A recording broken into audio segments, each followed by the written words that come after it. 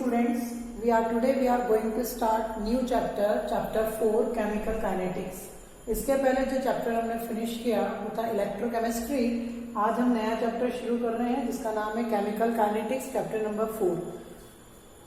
यहाँ what do you mean by chemical kinetics? Chemical kinetics का meaning क्या होता है? 9th-10th स्टैंडर्ड में आप लोगों ने कई प्रकार के रिएक्शंस पढ़ी है, जैसे exothermic reaction, endothermic reaction, reversible reaction, irreversible reactions, उसके बाद फास्ट रिएक्शन, स्लो रिएक्शन, फिर उसके बाद spontaneous reaction, non spontaneous reaction. तो केमिकल काइनेटिक्स केमिस्ट्री की वो ब्रांच है जिसमें हम किसी सारी रिएक्शंस के नेचर और उनके मैकेनिज्म के बारे में स्टडी करते हैं. मतलब कोई भी रिएक्शन अगर स्पॉन्टेनियस है तो क्यों है और नॉन स्पॉन्टेनियस है तो क्यों है, उसके मैकेनिज्म के बारे में स्टडी करने को हम कहते हैं केमिकल काइनेटिक्स.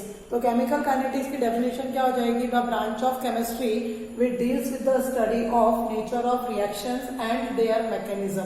केमिस्ट्री की वो ब्रांच जिसमें हम किसी भी रिएक्शन के नेचर के बारे में और उसके मैकेनिज्म के बारे में स्टडी करते हैं. केमिस्ट्री की वो ब्रांच क्या कहलाती है? केमिकल काइनेटिक्स कहलाती है.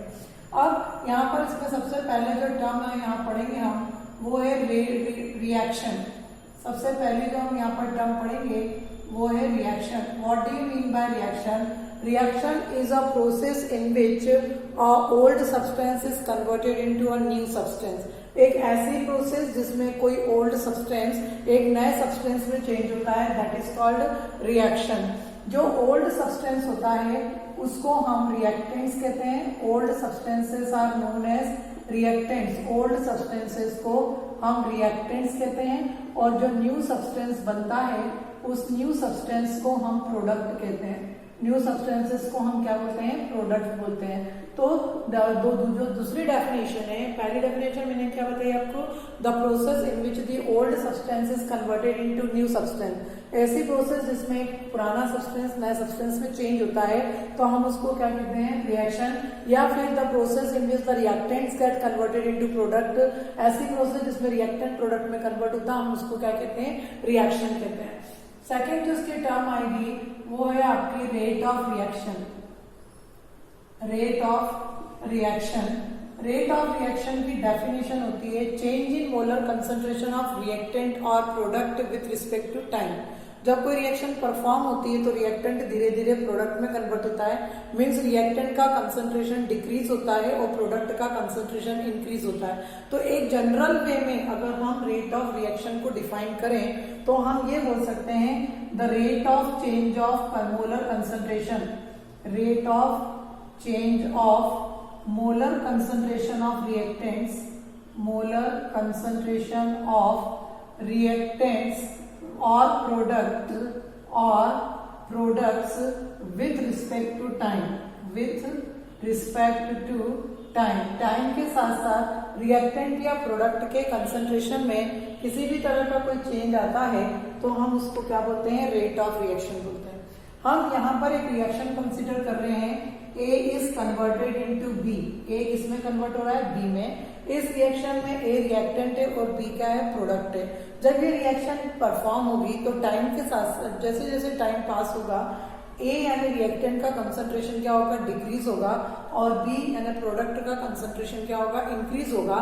तो हम रेट ऑफ रिएक्शन को एक और तरीके से बोल सकते हैं कि rate of reaction is minus change in concentration of reactant with respect to time equal to change in concentration of product with respect to time. ये रेट ऑफ रिएक्शन की डेफिनेशन इस तरह से भी हम रिप्रेजेंट कर सकते हैं. यहाँ आपने देखा होगा मैंने माइनस का साइन लगाया है. माइनस का साइन इंडिकेट करता है डिक्रीज. क्यों? क्योंकि रिएक्टेंट है तो रिएक्टेंट का जो कंसंट्रेशन होता है वो टाइम के साथ क्या होता है? डिक्रीज होता है. तो नेगेटिव साइन इंडिकेट करता है decrease in concentration of reactant with respect to time. यहाँ अगर आप देखो तो प्रोडक्ट के सामने कोई साइन नहीं, मीन्स पॉजिटिव साइन है. यानी पॉजिटिव का मतलब होता है इंक्रीज होना.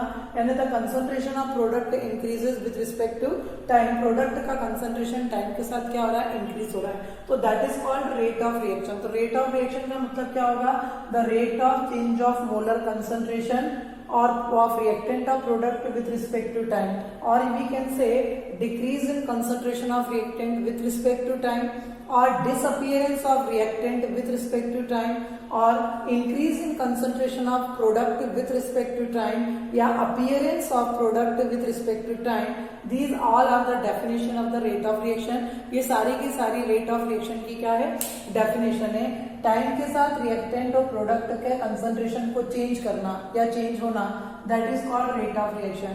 या टाइम के साथ रिएक्टेंट का कंसंट्रेशन डिक्रीज होना, टाइम के साथ प्रोडक्ट का कंसंट्रेशन इंक्रीज होना, टाइम के साथ रिएक्टेंट का डिसअपियर होना या टाइम के साथ प्रोडक्ट का अपीयर होना, ये सारी की सारी डेफिनेशन जो होती है वो रेट ऑफ रिएक्शन की है।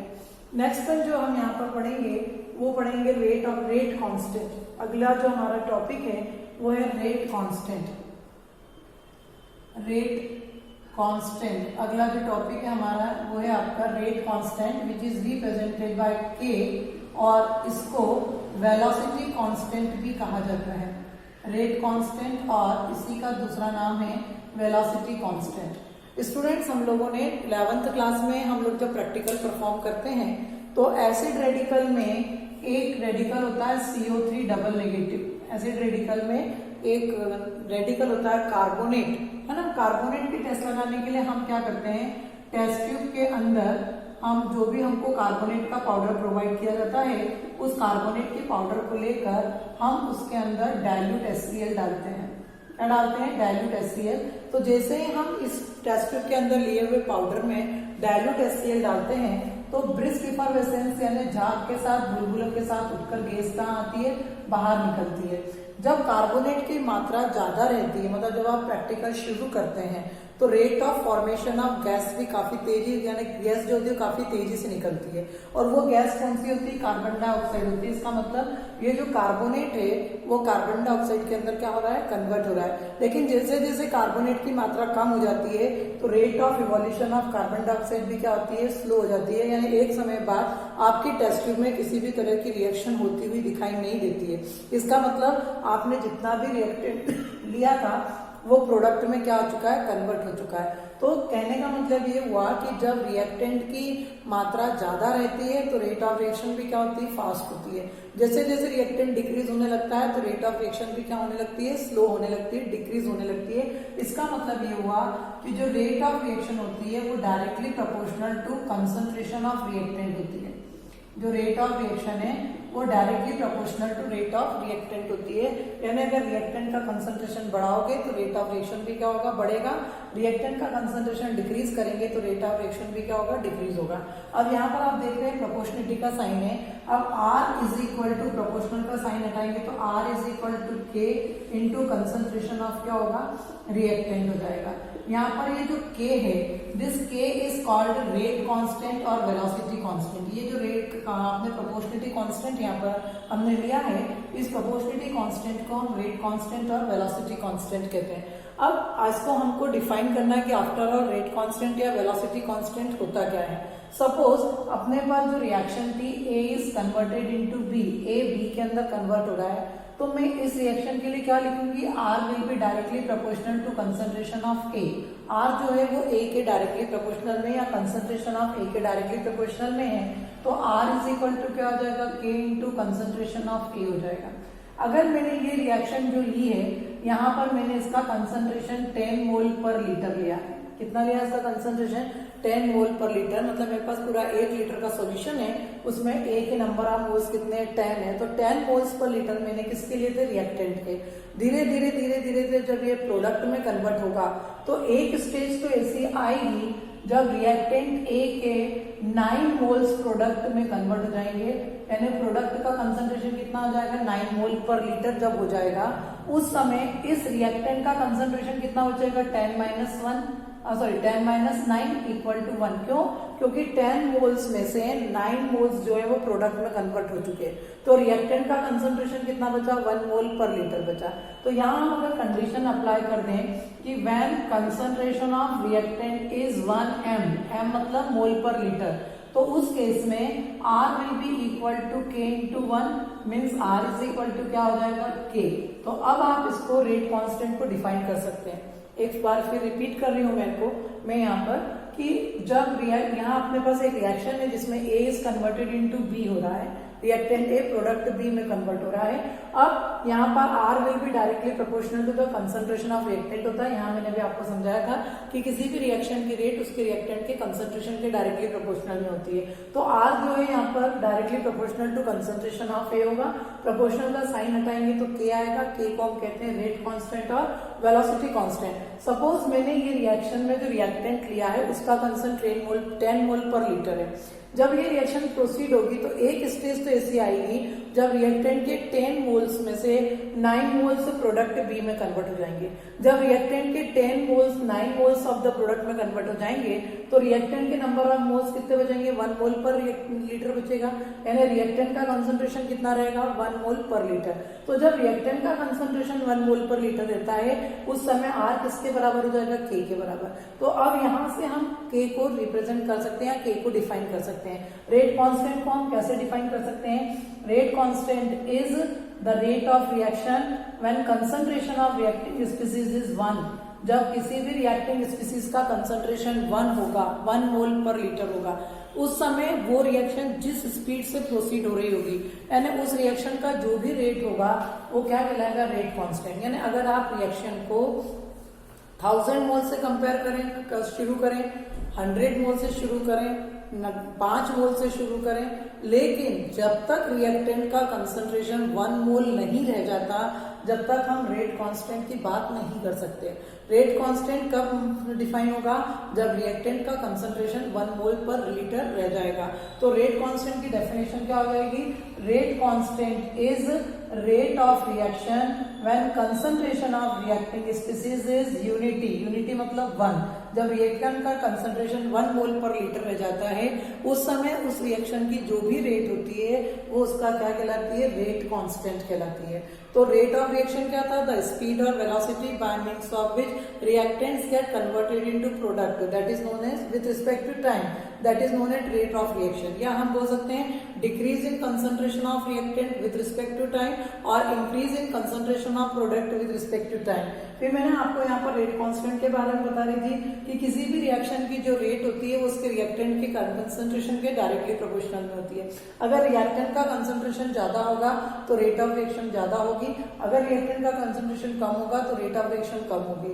यहाँ पर मैंने आपको बताया कि कोई रिएक्शन को मैं 10 मोल पर लीटर लेकर शुरू कर रही हूँ तो अगर आखिरी में कितना बचेगा, 1 मोल लीटर पर जो बचेगा तो उस समय उस रिएक्शन की जो भी रेट होगी वो उसका रेट कांस्टेंट कहलाएगी। तो रेट कांस्टेंट की डेफिनेशन क्या हो गई, it is the rate of reaction when the concentration of reactant is unity. जब रिएक्टेंट का कंसंट्रेशन 1 मोल पर लीटर रह जाता है तो उस समय किसी भी रिएक्शन की जो रेट होती है वो उसकी क्या कहलाती है, रेट कांस्टेंट कहलाता है। यानी rate constant concentration initial concentration of reactant पे डिपेंड नहीं करता है। आप कितने भी मोल से उसको शुरू कीजिए, जब 1 मोल आएगा बचेगा लास्ट में तभी हम रेट कांस्टेंट को डिफाइन कर पाएंगे, तभी रेट कांस्टेंट अपीयर होगा, उसके पहले हम रेट कांस्टेंट की बात नहीं कर सकते। तो रेट कांस्टेंट जो होता है वो initial concentration of reacting species पे डिपेंड नहीं करता है, ये रेट कांस्टेंट है। और इसी चैप्टर का जो हमारा अगला टॉपिक है वो है difference between rate of reaction and rate constant. difference between rate constant, rate of reaction and rate constant, rate of reaction and rate constant, rate constant को के से रिप्रेजेंट करते हैं और रेट ऑफ रिएक्शन को आर से represent करते हैं। तो पहला तो दोनों की डेफिनेशन के बेसिस पे डिफरेंस हो जाएगा। द रेट ऑफ रिएक्शन को आप क्या बोलोगे, the change in molar concentration of reactant of product with respect to time, that is called rate of reaction. और रेट कांस्टेंट को आप क्या बोलोगे, it is the rate of reaction when molar concentration of reacting species is unity. जब reacting species का molar concentration 1 रह जाता है तो रेट ऑफ रिएक्शन को रेट कांस्टेंट कहा जाता है। और the change in concentration of reactant with respect to reactant of product with respect to time, that is called rate of reaction. जो रेट ऑफ रिएक्शन होती है वो इनिशियल कंसंट्रेशन ऑफ रिएक्टेंट पर depend करती है, इनिशियल कंसंट्रेशन ऑफ रिएक्टेंट पे depend करती है। यानी शुरू में रिएक्टेंट का कंसंट्रेशन जितना ज्यादा होगा रेट ऑफ रिएक्शन उतनी फास्ट होगी। इसका मतलब ये हुआ कि जो रेट ऑफ रिएक्शन है वो इनिशियल कंसंट्रेशन ऑफ रिएक्टेंट पर डिपेंड करती है। जबकि मैंने अभी आपको बताया कि जो रेट कांस्टेंट है वो इनिशियल कंसंट्रेशन पर डिपेंड नहीं करता है। आप किसी भी रिएक्शन को कितने भी कंसंट्रेशन से शुरू कीजिए, जब रिएक्टेंट का कंसंट्रेशन यूनिट रहेगा 1 रहेगा तभी हम रेट कांस्टेंट की बात करेंगे। तो जो सेकंड डिफरेंस होगा वो ये होगा कि रेट कांस्टेंट जो होता है वो initial concentration of reacting species पे डिपेंड नहीं करता है। उसके बाद हम आते हैं यहाँ पर दोनों की यूनिट के बारे में। आपको मैंने अभी बताया R इज इक्वल टू होता है change in concentration with respect to time. तो कंसंट्रेशन की यूनिट क्या होती है? मोल पर लीटर, तो मोल अपॉन लीटर। और यहाँ पर हम जो टाइम की यूनिट लेंगे वो क्या लेंगे हम? सेकेंड।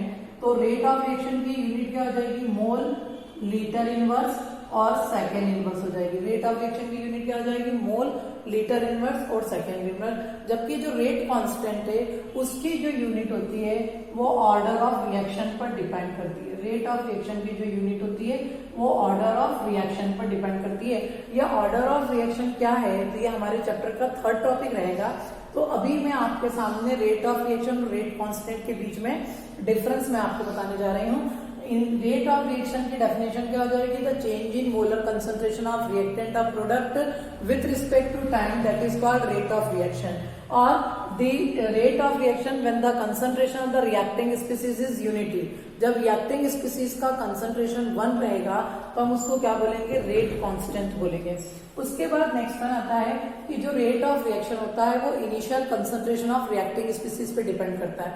मतलब अगर शुरू में रिएक्टेंट का कंसंट्रेशन ज्यादा रहेगा तो रेट ऑफ रिएक्शन फास्ट रहेगी, और कम हो जाएगा तो रेट ऑफ रिएक्शन क्या हो जाएगी? कम हो जाएगी। इसका मतलब जो रेट ऑफ रिएक्शन है वो initial concentration of reacting species पे डिपेंड करता है। जबकि जो रेट कांस्टेंट है वो initial concentration of reacting species पे डिपेंड नहीं करता है। आप कितना भी कंसंट्रेशन ले लो शुरू में, आप रेट कांस्टेंट का जिक्र नहीं कर सकते।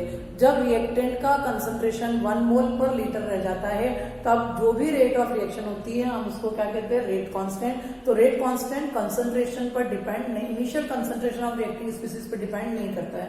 उसके बाद मैंने भी आपको यहाँ पर सिखाया यूनिट क्या होती है रेट ऑफ रिएक्शन की? Mole litre inverse second inverse. क्यों? क्योंकि रेट ऑफ रिएक्शन होता है change in concentration with respect to time. तो चेंज इन कंसंट्रेशन की यूनिट क्या हो जाएगी? मोल पर लीटर, और टाइम की यूनिट क्या हो जाएगी? सेकेंड। इस तरह से रेट ऑफ रिएक्शन की यूनिट हो जाएगी मोल लीटर इनवर्स सेकेंड इनवर्स। जबकि जो रेट कांस्टेंट है वो ऑर्डर ऑफ रिएक्शन पर डिपेंड करता है। ये ऑर्डर ऑफ रिएक्शन क्या है ये मैं अपने थर्ड जो टॉपिक है अपने चैप्टर का उसमें मैं आपको एक्सप्लेन करूंगी। तो स्टूडेंट आज के लिए इतना ही सफिशिएंट है। Thank you.